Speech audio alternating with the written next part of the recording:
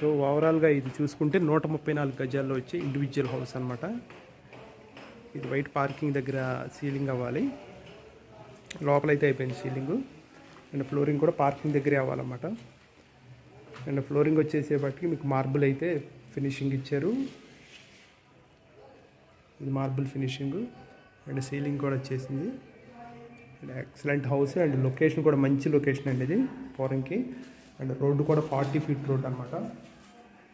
యాక్చువల్గా 2 హౌసులు ఉంటే ఒకటి ఆల్రెడీ సేల్ అయిపోయింది. 156 గజాలు ఇది 134 గజాలు G+1. అండ్ సెకండ్ ఫ్లోర్ కూడా పర్మిషన్ ఉంది. హౌస్ అయితే చూస్తున్నారు కదా, చక్కగా స్పేషియస్గా వచ్చింది. మంచి కొలతలతో ఇండివిజువల్ హౌస్ అనమాట. 134 గజాల్లో వచ్చింది హౌస్ ఇది.